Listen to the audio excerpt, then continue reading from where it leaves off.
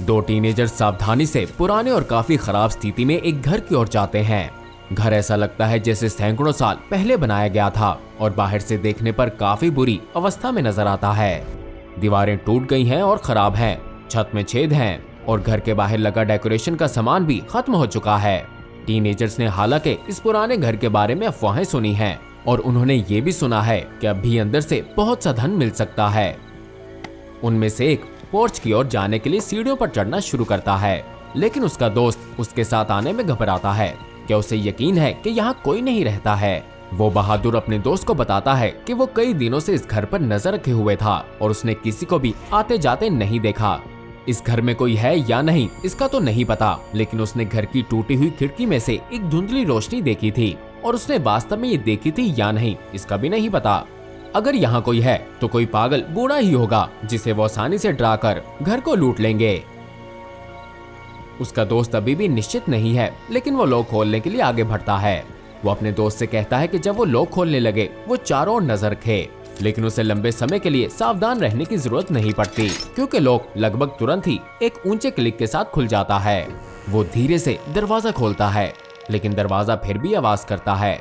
वो इतने से दरवाजे से अंदर कुछ नहीं देख पाता है, अंदर बहुत अंधेरा है। आ जाओ। वो अंदर जाते समय अपने दोस्त को भी बुलाता है। वो अपने दोस्त को अंदर जाता देखकर और घबरा जाता है। अचानक एक जोरदार आवाज आती है, अरे नहीं, हम पकड़े गए। वो जल्दी से पीछे घूमता है, लेकिन उसे कोई भी पुलिस ऑफिसर या वहां से कोई जाता हुआ नहीं दिखता है। इसकी बजाय वो देखता है कि एक बिल्ली चूहों को पकड़ते हुए ट्रैश कैंस में जाती है। वो राहत की सांस लेता है और इतने में बिल्ली कूड़ेदान से बाहर निकलती है और उसने मुंह में अपने शिकार को पूंछ से पकड़ा हुआ है। वो घर में अपने दोस्त की ओर जाने के लिए मुड़ता है, लेकिन वहीं रुक जाता है जब दरवाजा अचानक बंद हो जाता है। वो दरवाजा खोलने की कोशिश करता है, लेकिन ये लॉक्ड है। वो धीरे से दरवाजे पर दस्तक देता है, कोई जवाब नहीं। वो थोड़ा जोर से दस्तक देता है और कहता है, क्या हुआ है? लेकिन अभी भी कोई जवाब नहीं। आखिर ये सब हो क्या रहा है? अंदर उसका दोस्त भी दरवाजे को खोलने की कोशिश कर रहा है, लेकिन इसका भी कोई फायदा नहीं क्योंकि ना ही दरवाजा हिलता है और ना ही इसका लॉक। वो दरवाजे पर धीरे से टैप भी करता है, लेकिन उसे कोई संकेत नहीं मिलता कि बाहर कोई है। वो फंस गया है। वो इस अंधेरे कमरे में चारों ओर देखता है।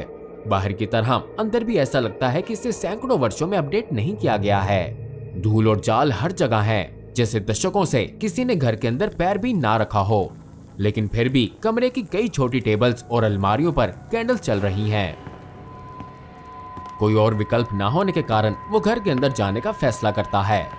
वो एक और कमरे में जाता है। यहाँ भी चारों ओर धूल है और वैसे ही स्थिति में है, लेकिन चारों ओर कैंडल्स रखी हुई हैं जिनसे थोड़ी सी रोशनी आ रही है।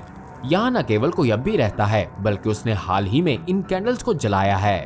वो अपनी जेब से एक चाकू निकालता है और उसे खोलकर अपने सामने की ओर कर लेता है। तभी उसे कुछ सुनाई देता है, शायद किसी के कदमों की आवाज, और ऐसा लगता है कि ये ठीक उसके ऊपर वाले कमरे में से आ रही है। हो सकता है कि ये जो कोई भी है उसकी तलाश में नीचे आ रहा हो। उसे छुपने के लिए जगह चाहिए। उसे कोने में एक सोफा दिखता है। वो जितना हो सकता है उसके पीछे छुपता है। जैसे ही वो एक हाथ से सोफे के किनारे को पकड़ता है, वो अचानक अपना चाकू फर्श पर गिरा देता है और अपना दूसरा हाथ तुरंत चीख को रोकने के लिए मुंह पर रखता है। वो उस हाथ को देखता है जो सोफे पर होता है और उसमें एक लंबी सुई बहुत गहराई तक इसके अंदर गई हुई है। क्या उसका हाथ सोफे में फंस गया है? वो अपने हाथ को इसमें से सुई निकालने के लिए उठाता है। ये लगभग पूरी तरह से हाथ के अंदर चली गई थी और इस खूनी हाथ को अपने मुंह के पास लाता है, खून को रोकने की कोशिश करते हुए और आवाज सुनने के लिए। कदमों की आहट आखिर थम जाती है। जो कोई भी घूम रहा है, ऐसा नहीं लगता कि वो उसे खोजने के लिए सीढ़ियों से नीचे आएगा। उसे इस घर से बाहर निकलना होगा। बाहर निकलने का कोई और रास्ता होना चाहिए। वो अपना चाकू उठाता है और चुपचाप अगले कमरे में चला जाता है। ये भी ठीक उसी स्थिति में है। लेकिन रुको, वहां कोने में क्या है? क्या कोई व्यक्ति फर्श पर लेटा है? घर के बाहर उसका दोस्त कूड़ेदान में से कुछ ढूंढ रहा है, जहां उसने बिल्ली को शिकार करते देखा था। हाँ, वो यही खोज रहा था, एक पुराना वायर हैंगर। वो वापस पुराने घर की ओर दौड़ता है, इसे खोलता है और पतली तार को लॉक में डालता है। घर के अंदर उसका दोस्त कोने में पड़ी उस चीज के और करीब जाता है। यहाँ अंधेरा बहुत है और कैंडल से आने वाली रोशनी भी उसे ये जानने में मदद नहीं कर पा रही कि ये क्या है, लेकिन वो इसका पता लगाने के लिए बेताब है। वो पास पड़ी एक टेबल से एक कैंडल उठाता है। बाहर उसका दोस्त अब भी ताला नहीं खोल पाया है, लेकिन वो कोशिश कर रहा है। वो अपने दोस्त को अंदर अकेला नहीं छोड़ सकता। वो उस कोने में खड़ी चीज के बिल्कुल पास है। वो नीचे बैठता है और कैंडल को इसे देखने के लिए पास करता है और चिल्लाता है। उसका दोस्त गुस्से में आकर हैंगर को फेंक देता है और पोर्च पर बैठ जाता है। उसे समझ नहीं आ रहा कि उसके दोस्त ने इतनी आसानी से लॉक कैसे खोल लिया था, जो अब हिल भी नहीं रहा है। क्या लॉक मैकेनिज्म में कुछ टूट गया है? उसे नहीं पता कि उसे क्या करना चाहिए। क्या उसे मदद के लिए किसी को बुलाना चाहिए? लेकिन अगर वो ऐसा करेगा तो पुलिस उन दोनों को पकड़ लेगी। पर उसे कब तक ऐसे ही इंतजार करना होगा? ऐसा लगता है कि उसका दोस्त लंबे समय से अंदर है और उसे कुछ सुनाई भी नहीं दिया था। अंदर आखिर क्या हो रहा होगा? क्या उसे यहाँ से चला जाना चाहिए, इस उम्मीद के साथ कि उसका दोस्त अपने आप यहाँ से निकल आएगा? जैसे ही वो ये सब कुछ सोच रहा होता है, उसे अपने पीछे से एक क्लिक की आवाज आती है। वो पीछे मुड़ता है और दरवाजे के हैंडल को खोलता है, लेकिन यह भी बंद है। शायद उसे एक और बार कोशिश करनी चाहिए। वो हैंगर को लॉक में डालता है और लगभग तुरंत ही लॉक खुल जाता है। वो दरवाजे के हैंडल को पकड़कर दरवाजा खोल लेता है। वो दरवाजे पर ही खड़ा अंधेरे घर के अंदर देखता है। वो अंदर जाने के विचार से डरा हुआ है, लेकिन वो अपने दोस्त को अकेला नहीं छोड़ सकता। अगर वो मुसीबत में है तो उसे उसको बचाना होगा। अपनी सारी हिम्मत जुटाकर वो घर के अंदर जाता है और वही सब देखता है जो उसके दोस्त ने देखा था। एक धूल भरा पुराना कमरा। वो कैंडल लिट कमरे की ओर जाता है और अचानक वो ही जम जाता है। कमरे के बीच में कुछ है। ये एक चेयर है जो घूमी हुई है, लेकिन वो देख सकता है कि कोई उसमें बैठा हुआ है। लेकिन रुको, क्या ये उसका दोस्त है? ओए, वो जोर से बोलता है, लेकिन उसका दोस्त कोई जवाब नहीं देता। चलो आ जाओ, यहाँ से चलें। अब भी कोई जवाब नहीं।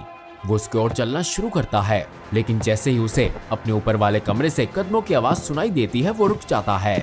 उसे अपने दोस्त को लेकर इस घर से बाहर निकलना है। वो ये सुनिश्चित करने के लिए कि दरवाजा अब भी खुला है, दूसरी ओर देखता है और धीरे से अपने दोस्त की ओर बढ़ता है। वो इतना करीब है कि उसका कंधा पकड़कर हिलाता है, लेकिन उसका दोस्त अब भी कोई रिस्पॉन्स नहीं देता। वो चेयर के आगे की ओर अपने दोस्त को देखने के लिए जाता है, लेकिन अब ये उसका दोस्त नहीं है। उसकी ओर दो खाली आंखें घूर रही हैं, जिसका मुंह धागे के स्टिचेस लगाकर एक भयानक मुस्कुराहट में खींचा गया है। लेकिन सबसे बुरा जो वो सुनता है, वो दरवाजे की आवाज होती है। ये बंद हो जाता है। प्रीवियट, आज की फाइल स्पेशल है जो एससीपी फाउंडेशन की रशियन ब्रांच से आई है। ये SCP-1098-RU है, जो एक और नाम से भी जानी जाती है, the theatre of living puppets. SCP-1098-RU एक छोटे से रशियन शहर में स्थित एक 2 मंजिला घर है, जिसे बारूक स्टाइल में बनाया गया था, जो 17वीं और 18वीं शताब्दी में लोकप्रिय था और इसमें बहुत डिटेल्स हुआ करती थीं। ये घर संभवतः कई 100 साल पुराना है और बहुत बुरी अवस्था में है। स्थानीय गवर्नमेंट एडमिनिस्ट्रेशन ने कई बार घर को तोड़ने के लिए मार्क किया है, लेकिन अज्ञात कारणों से इन योजनाओं को हमेशा रद्द कर दिया जाता है या फिर डिले कर दिया जाता है। SCP-1098-RU में जाने वाले सभी दरवाजे बंद हैं और सभी खिड़कियां भी।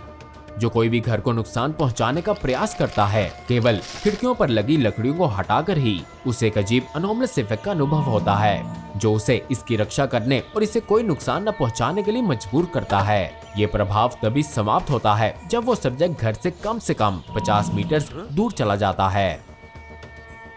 SCP-1098-RU के अंदर जाने का केवल एकमात्र तरीका सामने का दरवाजा है, जो कि अगरचे बंद होने के बावजूद आसानी से खोला जा सकता है, जिससे घर को कोई नुकसान नहीं होता है और अंदर आने वाले व्यक्ति पर कोई अनोमलस इफेक्ट भी नहीं होता है।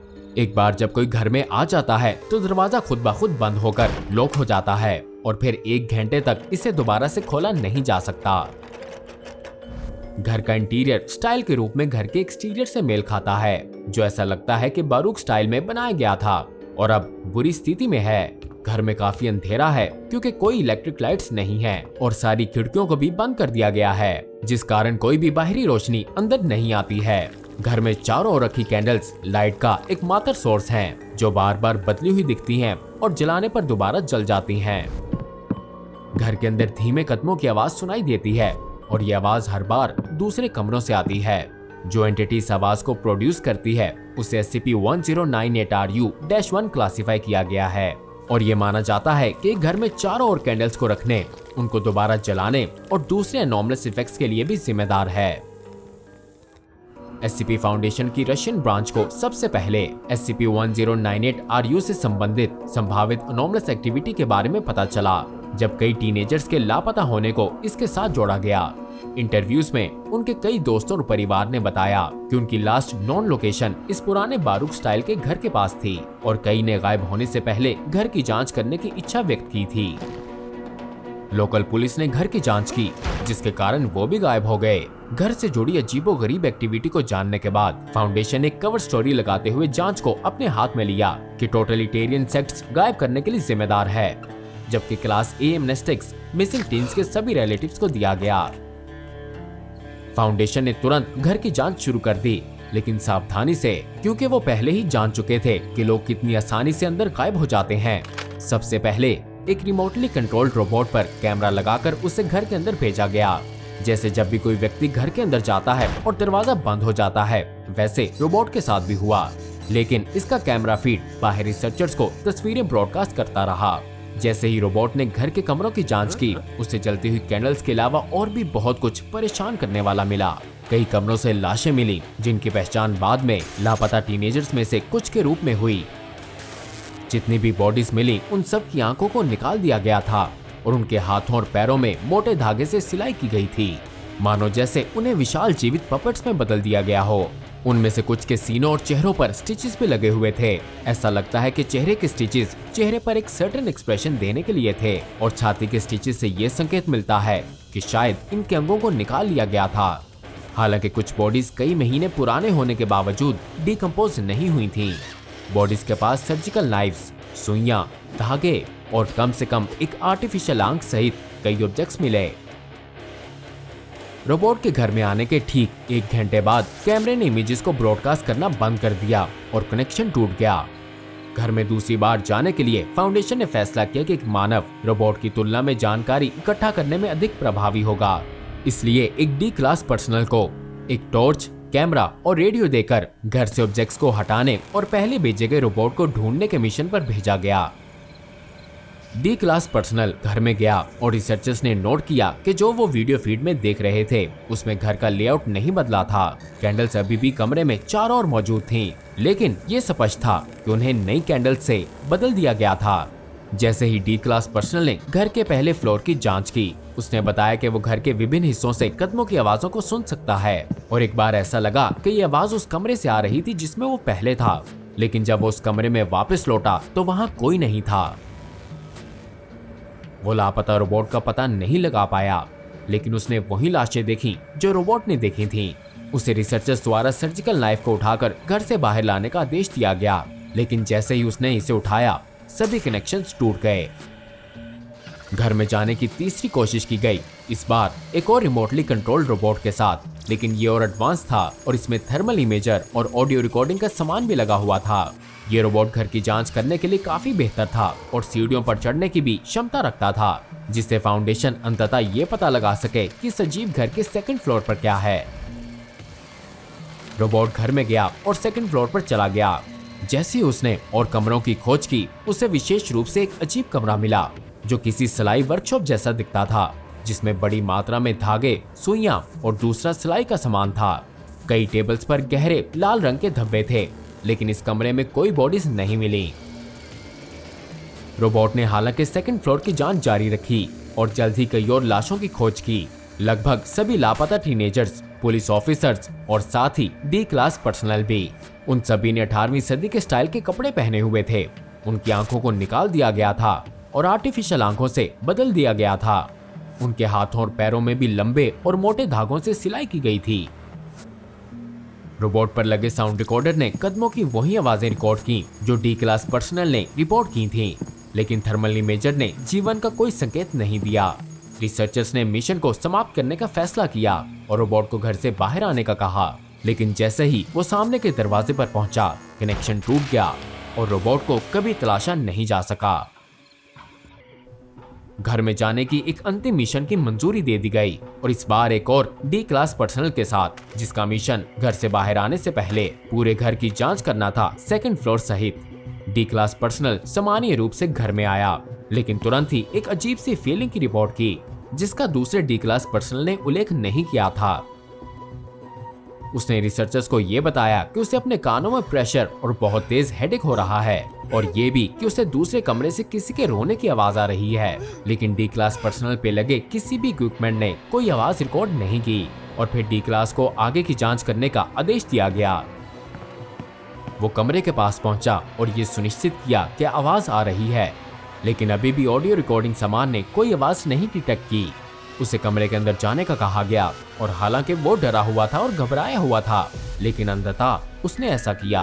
अंदर जाने के बाद उसने एक युवा लड़की को 18वीं सदी के कपड़े पहने हुए देखने की सूचना दी। लड़की डांस कर रही थी, लेकिन ये करते हुए रो भी रही थी, जैसे घर में पहले मिली लाशों में से उनके हाथों और पैरों पर धागे लगे हुए थे, ऐसा इसके साथ भी था। लेकिन ये काफी मजबूती से स्ट्रेच थे और छत की ओर ऊपर जा रहे थे। डी क्लास पर्सनल ने इन धागों का अनुसरण किया, लेकिन वो अंधेरे में गायब हो गए। ऐसा लग रहा था कि जैसे छत है ही नहीं, बस एक काली जगह है जहां से कोई इस लड़की पर जुड़े धागों से इसे डांस करने पर मजबूर कर रहा है। क्लास डी पर्सनल द्वारा रिपोर्ट की गई कोई भी चीज वीडियो फीड में दिखाई नहीं दे रही थी, और रिसर्चर्स केवल एक खाली कमरा ही देख पा रहे थे। डी क्लास को आदेश दिया गया कि वो इसको देखता रहे, और फिर 5 मिनट के बाद सभी कम्युनिकेशन डिवाइसेस ने काम करना बंद कर दिया। वीडियो फीड भी टूट गई, लेकिन ऑडियो कुछ और समय के लिए रिकॉर्ड हो रहा था, जिसमें कुछ समय बाद एक ऊंची ताली की आवाज सुनी गई। डी क्लास ने चिल्लाना शुरू कर दिया, और ठीक उसी समय एक गहरी पुरुष आवाज ने लैटिन में कुछ कहा, जिसका मतलब था प्रदर्शन का भुगतान किया जाना चाहिए। इसके बाद डी क्लास का कोई संकेत नहीं मिला।